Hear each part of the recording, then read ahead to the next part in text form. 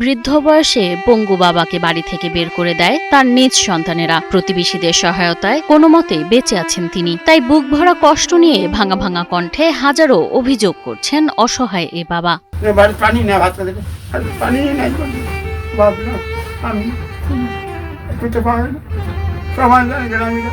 এ আর্তনাদ ৮০ বছরের পঙ্গু বৃদ্ধ আজিজুর রহমানের। যে মানুষটি সারা জীবন সন্তানদের মানুষ করেছেন, আজ সেই সন্তানরাই তাকে ঘর থেকে বের করে দিয়েছে। এই বৃদ্ধ বয়সে এখন ভাবছেন তিনি হয়তো পৃথিবীর সবচেয়ে ব্যর্থ বাবা। তাই বুক ভরা অভিমান নিয়ে মৃত্যুর দিন গুনছেন তিনি।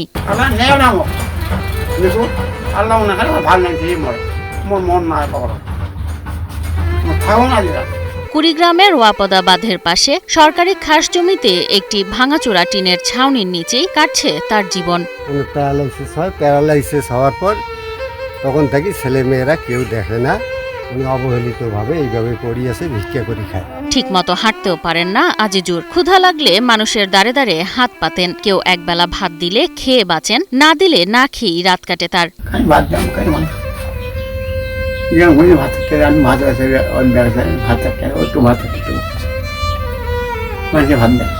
সরকারি প্রতিবন্ধী ভাতা তার নামে হলেও সেই টাকাও তিনি পান না। কে বা কারা আত্মসাৎ করছে জানেন না তিনি।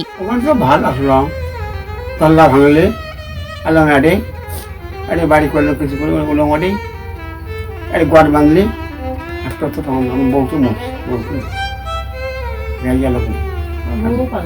প্রতিবেশীর দয়ায় কখনো এক বেলা খাবার, কখনো এক বোতল পানি, এভাবেই চলছে তার জীবন। অনিশ্চিত ভবিষ্যৎ নিয়ে কোনো মতে দিন পার করছেন তিনি। এখন তো ভিক্ষাও করে খাইতে পারতেছে না, উনি নিজে অসুস্থ, মানে ছেলেমেয়েরা কেউ কেয়ার করছে, খবর নিচ্ছে না, এবং স্থানীয় লোকেরও যার যার সমস্যা তাই নিয়ে ব্যস্ত।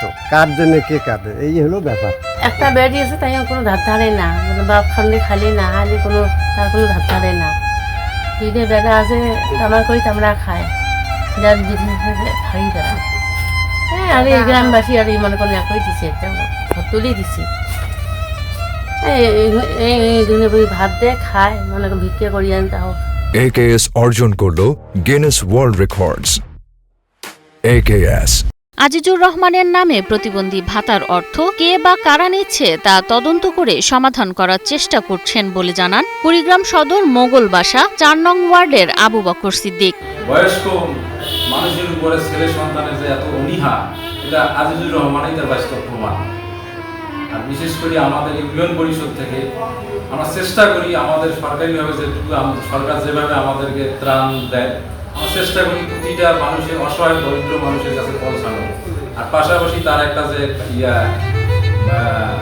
প্রতিবন্ধী ভাতা আছে, ওটাও হয়তো তার কোনো নাতি বা কোনো তার ছেলে বা মেয়ের নাম্বার আছে, তারাই টাকাটা দিচ্ছে। আমরা চেষ্টা করতেছি এটাকে সমাধান নিয়ে আসার জন্য।